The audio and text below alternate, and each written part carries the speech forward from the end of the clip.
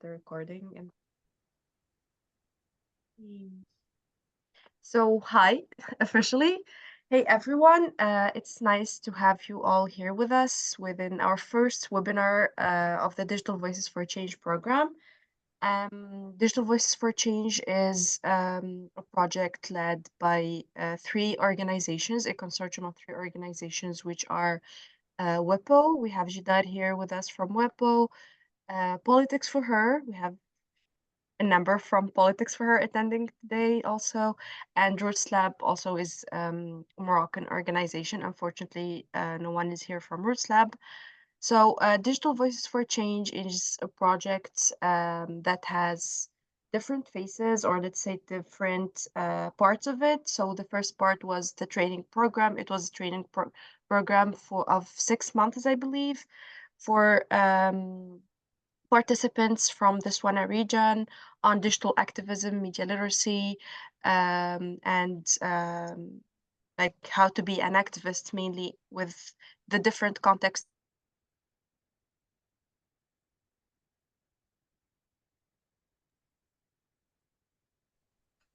Farah, you've frozen for me. Yeah, same here.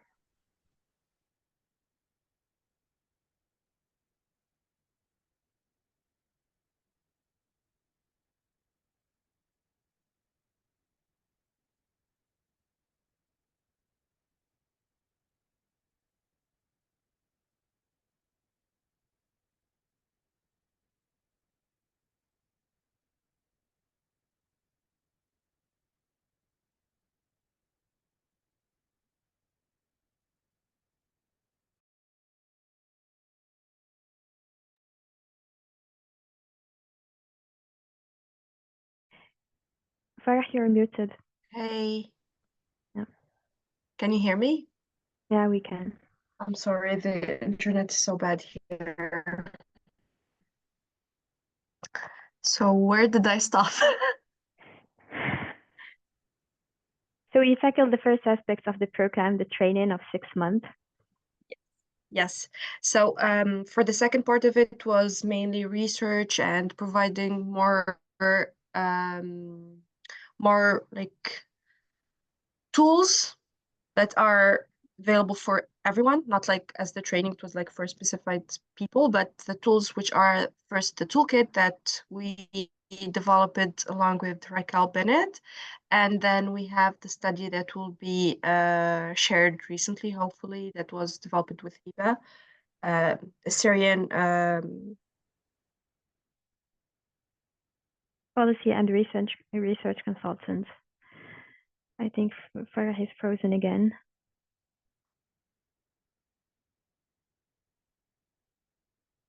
the Syrian activist was living in activism in the Swana region. Therefore, we have Raquel Bennett, the person who developed it, consultant who developed it with us, the toolkit, and we have Olivia. Olivia is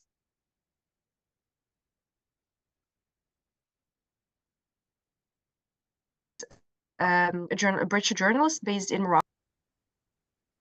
And you lost me again, I think. Okay, I'll give the floor to Raquel to introduce herself, and then we can move forward with Olivia to introduce herself. Raquel, the floor is yours. Thank you, Farah. Hello, everyone. My name is Raquel Bennett. I'm Afro-descendant, but I'm based in Brazil, more specifically in São Paulo. And I'm an activist. I've been working with gender and race and ethnicity, not only here in Brazil, but in social movements across the globe for the past 7 years. And during my experience, I've been working with community and project management as well. It has been a pleasure to work with Politics4Her, working on the toolkit that we have recently released. And yeah, let me give the floor to Olivia. Hello, everyone. So I've read the toolkit and it's absolutely amazing. So congratulations to everyone that worked on it. I know that it's taken a lot of effort. Those things are not easy and it's very detailed. As Farah said, I'm a journalist. I'm from the UK, but I've been living in Morocco for 2 years now. So yeah, it's been quite an experience. I'm based in Rabat, but originally I'm from the southwest of the UK. and I work predominantly in freelance, and I was in the global communications hub of Politics4Her, but then I've shifted and I'm helping out Yasmina and Farah with some like overseeing general things within Politics4Her. And yeah, it's amazing to be here. So thank you for having me.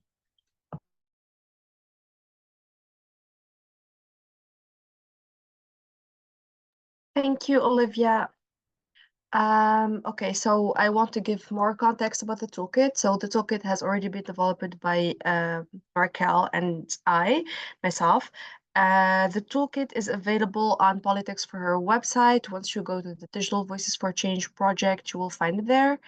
And you can also find it on our Instagram, like the link in the bio. It will take you to our link tree, and from there you can head to the toolkit.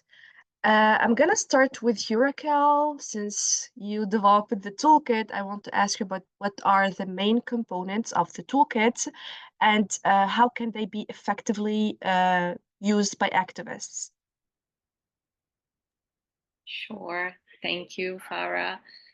So basically, this toolkit, I would say that it's divided in three main parts. The first part, it's called Taking Action, a beginner's guide to making impact online. This is a part where we guide the reader through some step-by-step on how to start your digital activism from zero, and also how can you formulate your human rights message, your narrative. So everything from the beginning. The aim of starting like that is for this guide to be used for everyone that wants to start as a young activist, and also for people that have no idea on how to start or where to start.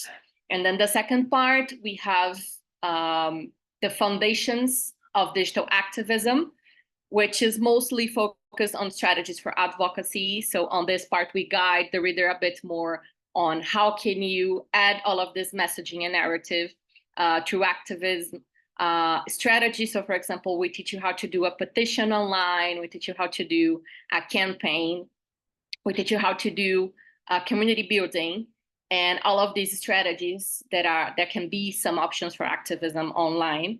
And then we have the final part, which I think it's something that most people starting activism have a lot of challenge, which is beyond the basics, navigating digital activism safely, ethically, and inclusively.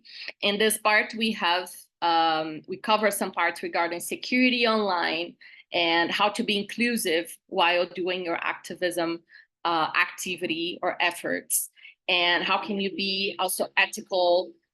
So all of the details that most people that have started activism sometimes face, and being young and sometimes in contexts that can be challenging, how can you navigate through these challenges in an effective way? And I believe that these three parts, when me and Farah, we built this, we really thought about how can a young activist living in the Swana region start their activism without being worried. So that's why we are covering as well a lot of security and a lot of, how can you implement, what do you plan in a good way, but also how can you have, diverse options of doing what you want to do or what do you need to do. So our aim was also to give a lot of different strategies for everyone trying to start doing a difference from, how they can or their own limitations. And I believe that's a really nice way of starting. So I believe it's going to be very effective for everyone reading it, to know how they can, do something on any of the topics they want to have some change or they want to engage in. And it was meant to be a step-by-step for everyone, wanting to know how they can contribute to the topics that they want to. Thank you, Raquel. I think like the most important part for me was the last part with the self-care section, because I think it's really important, and most of the time activists forget about self-care and how to take care of their mental health, because it has like activism has a lot of impact on mental health and on our like stability, mental stability. So it's really important to focus on that aspect too. I would like to pass to you, Olivia. You have already mentioned that you have a background in journalism. What led you into activism, and how do you see the landscape of activism in Morocco right now? So I kind of got into journalism by mistake. I I originally studied as a translator, so I think I've always been interested in language and culture, and I studied in London, so one of the most diverse cities in the world. So I was always surrounded by people from different cultures and different languages, and that really inspired me to learn more about people and be connected with other people that I might not necessarily have been in my very small white hometown. So yeah, that was kind of, I think, where it started. And then when I decided to move to Morocco. I started volunteering and working in Moroccan news outlets. And that's when I first heard about Politics4Her. And I started learning more about different youth-led activism sites and platforms. And I started kind of tailoring my writing kind of, I think, subconsciously about activism and things that interest me, and specifically women's rights. And obviously that's a big topic in Morocco, especially now with the Mudawwana changes for family code law reforms that have been put forward.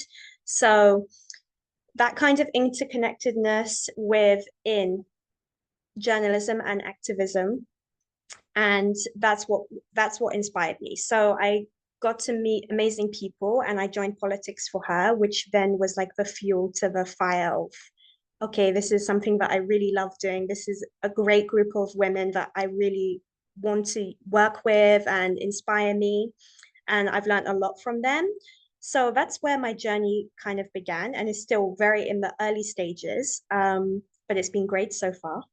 In terms of the landscape in Morocco, well, in recent times, I cannot speak, for myself because I'm not Moroccan. So obviously I haven't received the same aspects that other people have, but to highlight their stories and amplify their voices, I know that people have, like Yasmina and like other leaders in our team, have experienced death threats and severe harassment. And there's really a big problem in Morocco with the association towards activism, and just this culture that speaking up is shamed and you're considered, in a negative light. And so many people are using social media and the online space as a place to hide behind and project their hate. So it's very hard to see that. And it's very hard to see, especially with women, them using, weaponizing women's bodies and using that against them. It's very frustrating, but also I do see a lot of inspirational people in Morocco. Like, I can't believe the amount of amazing people I've met and worked with. I recently had the pleasure of working with UNHCR, and the women on that team were incredible. And also the team, our Moroccan team in Politics4Her, are really amazing and so dedicated and so enthusiastic. So I think that we outweigh the hate for sure. And that everyone is it's going to get step by step. I think there's improvements, and from what I've seen already, there's too much passion to squash the passion. So that's something that I've noticed, and I definitely see that within Politics4Her and all the work that we do. Thank you, Olivia. Actually, like I can like speak from the context that I'm living in right now, which is Tunisia. I don't know if you've heard, but the situation is so bad. Like there's a decree that was passed, like that was passed 2 years ago, and now it's being implemented for real. So anything that you share publicly on your social media, articles, comments, even messages on WhatsApp, they are being like you're watched all the time. And if you post anything that has to do with activism, fighting for women's rights, and like for now, the hot topic is irregular migration and sub-Saharan migrants who are in Tunisia. So whatever you post in relation to this, like you will be automatically taken to jail. and you'll be threatening national security. So honestly, as an activist, it has been so tough for me.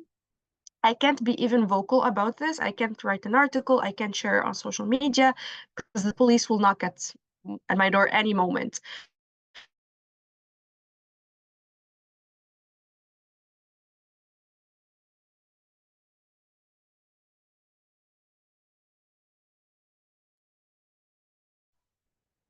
Farah, I think you've been cut again.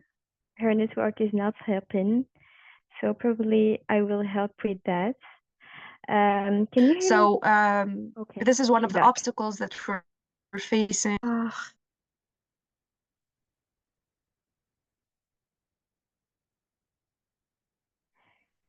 think Farah left because of the network.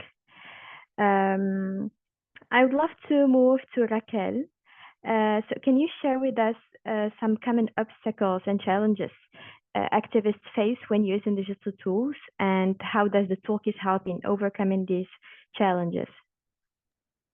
For sure. So I think most people using digital tools to do activism face a lot of challenges. Yeah, Unfortunately, usually the reality. I think the main challenge most people face is the issue of security that Farah was talking exactly. about. Not only, in person, but also, digital. Nowadays, we are in a context where people use, the anonymous faces, to sometimes make threats, or even, the government sometimes is behind, sometimes, behind, how can I say, persecution of people, depending on the context that you are in. So the toolkit has some parts regarding safety, not only, how can you be safe online and how can you protect yourself being online, but also how can you still do activism with this context. So for example, which tools can you use to have a group? Sometimes WhatsApp, for example, is not the best option. We have Signal, we have some other tools that are a lot safer for people to use when being an activist, mostly in a conservative context.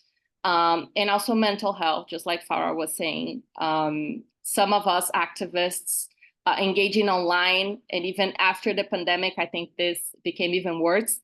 We have to be really careful with burnout, and also with how can we be an activist and also take care of our other stuff. So most of us as activists have sometimes another job or have our own stuff to do. And dealing with the consequences of activism can be something that can lead you to sometimes suffer from mental health issues. So we have some parts on the toolkit on that, and also how can you, have boundaries and also take care of yourself beyond the safety online, take care of yourself, when you are being not only your activist skin, but also, your professional skin, and how can you make sure to be everything that you want, including an activist, in a good way for yourself. Another challenge that I can mention as well is the issue of inclusion. So sometimes when we are dealing with activism, it's hard to be inclusive for all the parts, because nowadays we have to take care of different sides of inclusion. So sometimes it's a matter of being inclusive for people with disabilities, or being inclusive, for different groups. And each country, each region has its own matters regarding diversity, but the toolkit also supports us in reflecting which categories, let's say, of inclusion can be important, and also how can you make sure to include them when doing your activism. So these are some. Thank you, Raquel. I would like to move to you, Olivia. Could you please share with us some of the obstacles, or let's say challenges, and also opportunities that you faced as a journalist and activist living in Morocco? Sure. So similarly to what you said, Farah, like there's certain things you cannot write in Morocco. So there's a lot of red lines, which is very challenging, especially as I've had positions as an editor, I have the responsibility of what is published. So it's a huge responsibility if somebody has worded something that cannot be said in that way against the government or the monarchy or something like that.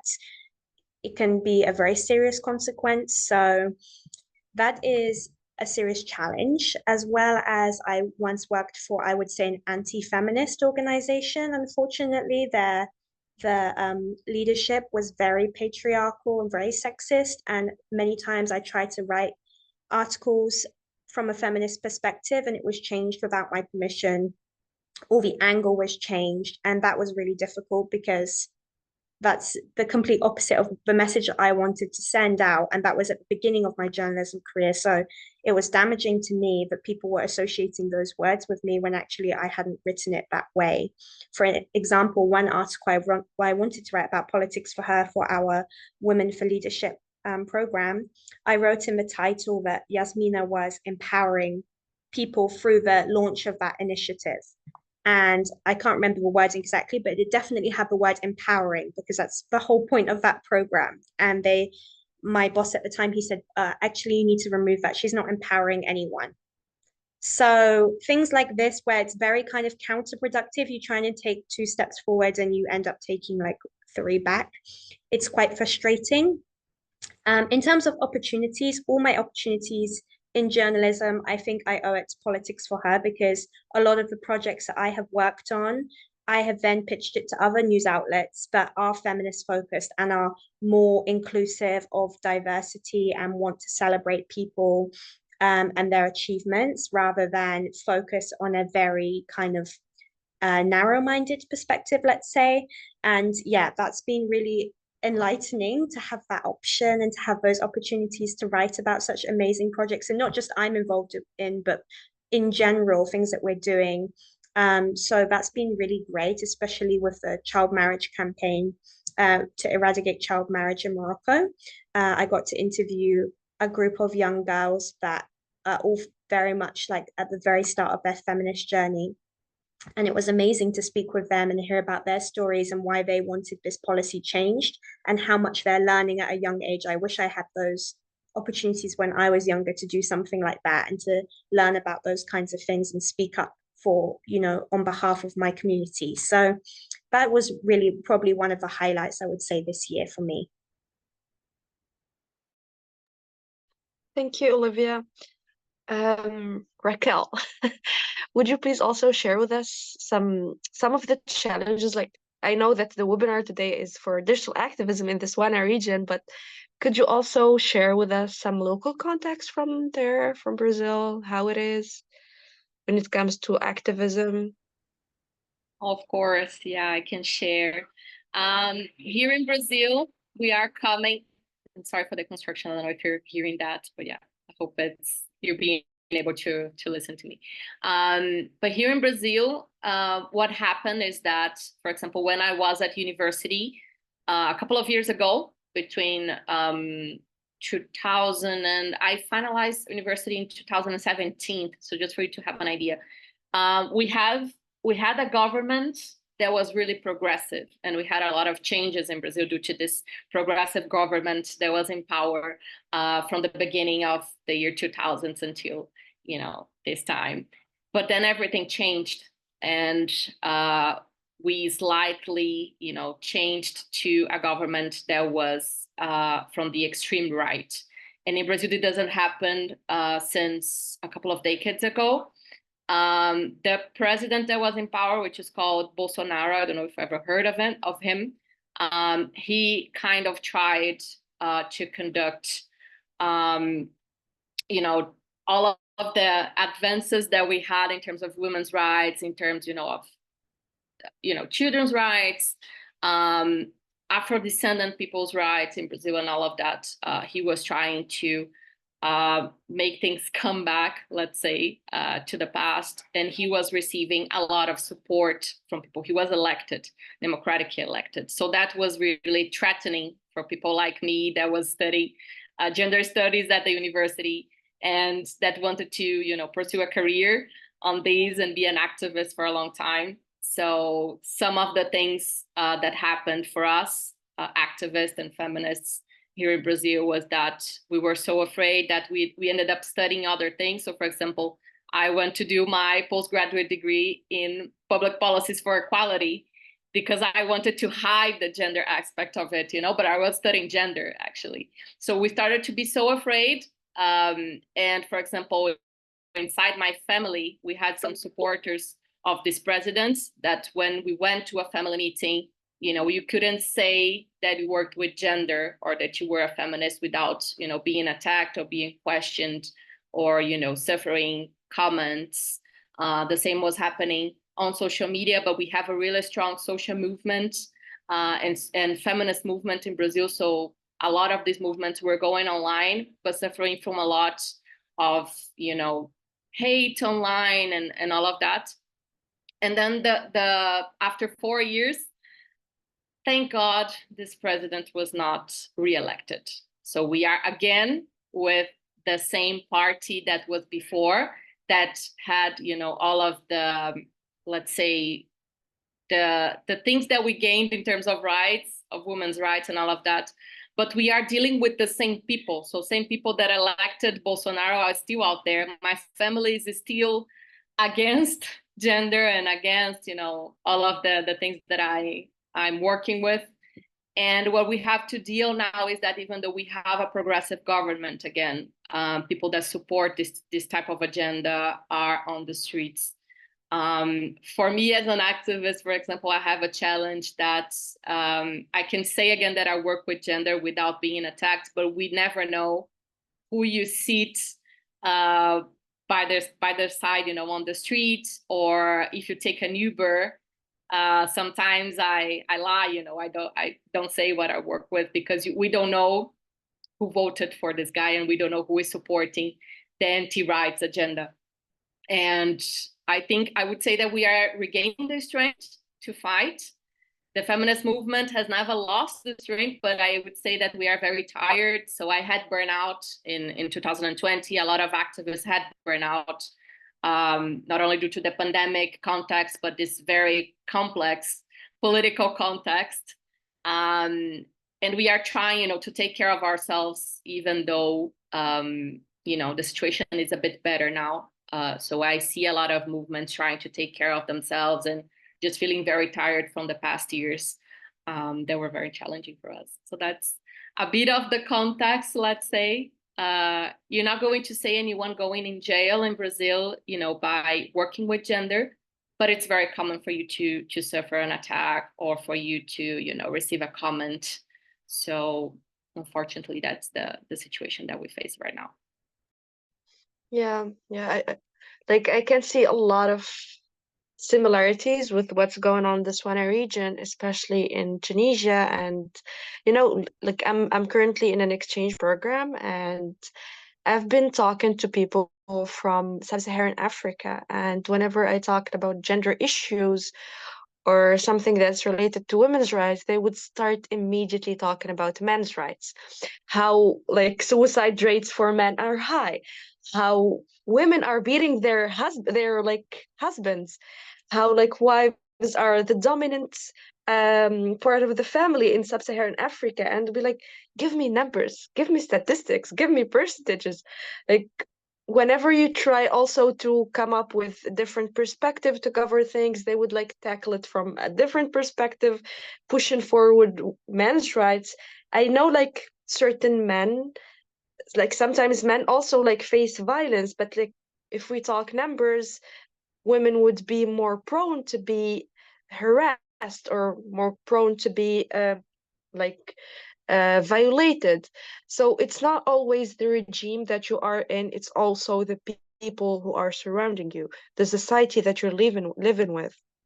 So in Tunisia, I would never dare and talk with anyone about LGBTQI plus rights because you would never know how they would react. I would also I wouldn't be able to talk about, for example, equal rights for men and women, or equity, or irregular migration and how Tunisia should be tackling it. Because it's not always the regime or whatever, it's also how the populist regime impacts the people living in those countries. So it's also it's two ways. Like it's the governments, it's the society. It's a lot of pressure that we have to deal with to continue our activism. Yeah, moving on to you, Olivia. You're a journalist, and I want to know more of you from the journalist perspective, not the activism. I want to know how can journalism play an important role in promoting digital activism and empowering individuals to engage in societal change. Well, I think specifically in Morocco, it has a huge impact because really, when you're writing an article for a platform, it's having such a wide audience because it's not like you're directing it towards your target audience, you know, it's reaching, if it's for a general newspaper, you're getting a whole clientele of people from different ages, from different perspectives, reading that. So I think that it has the potential to reach more people than maybe you would in social media, because in social media you follow accounts normally that you agree with and that you align with. Therefore, you're kind of reaching quite a small pool. You're reaching your people, let's say. Whereas if it's based on journalism and you're writing for a newspaper, let's say like a big newspaper, let's say New York Times or whatever, you're reaching a global scale of people. So your voice really has an impact. And the way that you use your language also has a huge impact as well. And I think it can really help encourage people to be parts of social movements. It always makes me very happy to see people writing about youth-led social movements especially in the Swana region and regions where it's not easy to be an activist. So that's definitely a positive thing. However, like you've just said, it's also really hard for those people to be quoted, for those people to speak up about certain topics, because you cannot be quoted writing about things, certain topics. It's puts you at danger, it puts you at risk. So that's very challenging in that sense. In terms of writing for international news outlets, I think that there is a lot of potential that I think is missed because of their censorship on language, and particularly, let's say, with what's happening in the genocide in Gaza. Let's look at Western news outlets using neutral words to describe Israel's like mass murder of people, and then they talk about Palestinians that they say have just died, like it just happens. So I think that there's a huge manipulation and there's a lot of colonial and patriarchal issues that are so intertwined, and just the intention is not always good. So I think it's a shame that these Western news outlets get such power and such hold when actually a lot of the pro-Palestinian and pro-Arab and pro, you know, the other side that's not the Western side in any context do not get the reach that the Western powers get. So I find that quite difficult to witness, but I really am hopeful that it's going to change, because I see that more and more now there are studies calling people out and actually saying, why have you used that vocabulary? Why are you using this war, not genocide? And that's definitely a lot better than what it has been in previous years. I totally agree, Olivia. There's like because of all the political issues, there's also political apathy from youth, and not only youth, actually. There's a lot of political apathy from all ages, and this has to do also with the propaganda led by governments, because that's what they want eventually. They would like to have the political apathy there so that they will always be ruling and there's no one to correct them or to check on what they're doing. You know, recently I've been to a news outlet, a German news outlet. It's called Deutsche Welle, and they were talking, like we asked them about the war in Gaza and how they did not take a clear stance. They were like, "Oh, we are an independent like news outlet, but at the same time we are within Germany, so we have to abide to the political stance of Germany as a country. But how come you're independent and you're still abiding to the stance that your government is taking?" So it's a lot of hypocrisy, a lot of manipulation, And I honestly think we need more alternative and independent media to support all the causes that we're fighting for, and also call on the people, the civil, the society, to engage more in voting, in speaking up, and being more vocal about their rights and what's going on in the world too. Yeah, this is it for me. Shifa, do you have anything you want to add? Any reflection? Yeah. Hi, can you hear me? Yes. Perfect. Well, I just agree. I'm in full agreement with all of you. I mean, the capitalistic monopoly that's like the biggest company of like Facebook and Instagram, and how they play a misleading role in again misleading people and helping to contribute in this propaganda, which is quite crazy. I'm not sure if I don't believe actually in neutral media. I believe like we all, I mean, every media has to have an agenda behind. So yeah, that's all I'm gonna say. I'd love to move to Raquel. How do you see the future of digital activism evolving, and what role do you think Yeah. the toolkit will play in this evolution? So I'm going to mention a part of the toolkit that we have, which I think it's Yeah. the first part of it, where we have some data on, the youth and mostly the population in the Swana region. And it says that, most people belonging to the millennial and the Generation Z, parts of society, let's say generation, are not satisfied with what they are seeing in terms of politics, economics, rights, and all of that. And I think that's a really strong sign that our generation and the other generations to come, they will need to fight a lot for their rights, unfortunately, even to keep the rights, as I'm seeing in Brazil, as I was telling you, a government can come out of the blue and then start an anti-rights movement, and we need to fight for the rights that we already had, but also for the rights of the other groups that never had their rights, guaranteed.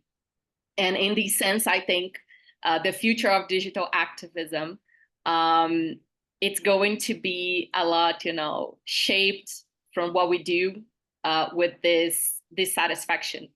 And, part of the data that we have in the toolkits is about it, is the fact that the youth is dissatisfied and wants to take action, and wants to influence, the decisions that are being made. And that's how digital activism can become a super powerful tool. And in this sense, I think the toolkit, it's a really powerful way of starting it, because, I would say that this spark that we have as activists, it starts sometimes with rage, or it starts sometimes with feeling so sad about we see in our daily lives, that we want to make a difference. And having a toolkit where you can know how you can make a difference and how to start, or even to join a movement, I think it's going to be very important, not only for us, but the generations to come. And how to do that safely, because from all the contests that we were talking about, we have been facing a lot of challenges to open our mouth, and to speak and to write, something to be published in the journal, just like Olivia was telling us, without suffering any types of attacks. So doing that safely, I think it's something as well that is going to change a lot, the futures of people that want to make a difference and that have this sparkle inside, to be an activist. So that's how I see it. And I really hope that this toolkit can help, the youth mostly, but I would say everyone reading it. But it can help us, identify how we can make a difference and how can we fight to keep the rights that we have, to fight for the rights that we don't have, and, to be stronger, because sometimes we feel so weak and so tired that we don't know what is the next step, or we don't know how to be safe while doing that. So I think that's the role of the toolkit. Yeah, definitely. Let's be optimistic after all. I mean, I love and appreciate how young individuals are so inspiringly have a huge ability of critical thinking and ability to contribute in decision-making processes. Okay, so for you, Olivia, what advice would you give to young aspiring activists who want to use digital tools to make a difference in their communities? Um, I think one thing is like when you're young, you need to understand that you can learn from everyone, even if it's good or bad. I think you need to look at opposing sides and also make sure that you're using the right tool for you and where you're living, for example, if it's not safe for you to speak about certain things and if you can be tracked, then you need to be very aware of that, the red lines that you can and cannot cross because it's your safety ultimately that goes first. But if let's say that you are in a country where you have a bit more freedom to speak, I would say that to surround yourself with a community of activists and learn as much as you can from them because it's always going to be people with more experience than you, no matter how old or young you are. So I think that talking with people and having discussions, whether you believe in what they're saying or not, it's very important to listen to people. And that's probably the biggest thing that I've learned being in Politics4Her and the last couple of years being here in Morocco. Yeah. Okay, one last question for Raquel.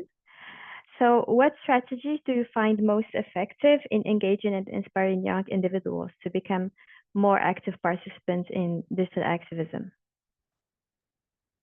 I would say that one strategy is what we are doing with the toolkit. So showing them how they can do the change, because sometimes we feel kind of far away of what is happening.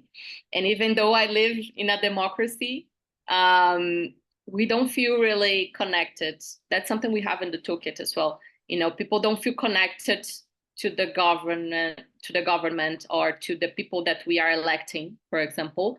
And in cases where you don't elect people that are in government, I think seeing how you can engage on a topic or how you can influence is one, strategy to make people, and mostly the youth, a bit more, motivated to do a change. And the other strategy I would say is also to highlight, let's say, what is happening in the world. And in this sense, I think the media is very important, just like Olivia was saying. We need to know what is happening. And, we need to know the data from the groups we belong. So for example, I'm a woman and I'm of Afro descent here in Brazil. If you see the numbers for femicide, for example, for women Afro descendants, it's a lot different than white women, for example. And it's, seeing this data and seeing, what social movements are doing, to make sure that we know what people are doing to, not to have our rights and not to protect the rights of specific groups. It's as well the sparkle, I think, that we need to try to do different. And even though we face a lot of challenges, I think another strategy is to recognize as well the opportunities that we have. We are living in a world that is interconnected. We have the internet, we have tools. I would say that some of the past groups and the past generations didn't have to share. So how can we unite? How can we be together? How being together is a strategy, to be an activist and to make a difference. Because if you are alone, for sure, it's a lot harder for you to, to make a change, and for you to be frustrated as well, because you think you're the only one feeling that way. But if you're together with a group, that's also a strategy for you to make a difference, and a strategy for you to share from others, the solutions, the impacts that you want to make. And of course, if you have a toolkit giving you the step-by-step, I think it's a lot easier for you to see examples like the case studies that we have on the toolkit, and also for you to see how can you make an impact in a different way. Thank you so much, Raquel. I'm really grateful for Digital Voices for Change because we got to know you and we got to develop the toolkit. And I think honestly that the toolkit will be an amazing tool to help young individuals and community leaders to start their activism journey. And even it will be supportive for those who already have started their advocacy and activism journey. It's really holistic and comprehensive. It has everything in there from the baby's first steps till the last steps of it. It's perfect. It will be really important to go through it and read it. It's interesting. I really call on people to check it. It's again on our website. Hey Sarah, it's on our website, on Politics4Her website, also on our social media. You can get to check it. Thank you so much, Raquel. Thank you, Olivia and Shifa. I don't know if you have any words or anything you want to add before we close the session. Yeah, definitely. Well, thank you so much for the insights and for sharing with us all your expertise. For me too, I mean, the study and the toolkit have been a great outcome of the program. It's very helpful, very insightful, very structured, and very well done. So congrats to you, Raquel and Farah, and all of us. Again, thank you so much for your time. Thank you for the insight and looking forward to see you and work with you again. Also, I would just like to add thank you so much for creating a tool that's free and it has, you know, from the beginning to the end, like Farah said, it's for everyone and anyone. And I think it's going to be so useful for people like that. I don't think something like that exists. So it's really like a one of a kind thing. And I really appreciate all the time and effort you've put into it. And thank you so much for sharing, Raquel, all your thoughts today because they were really interesting. And Farah and Shifa, it was great to listen to you and learn from you all. So thank you. Yeah, I just would like to say thank you to all of you, and I'm so happy to see that you liked the toolkit, and it was really nice and symbolic to work with all of you. It's been a while that I wasn't working directly with the youth, so being back to being in touch with this, it was amazing for me, and also to share a little bit more on what has been useful and hear from all of you. So it was a pleasure and thank you so much. Thank you for your time and for joining us today. Thank you, Shifa, Olivia, Raquel, and everyone who was with us today. Take care and see you soon, hopefully. Bye bye. Have a great evening. Bye bye. Bye.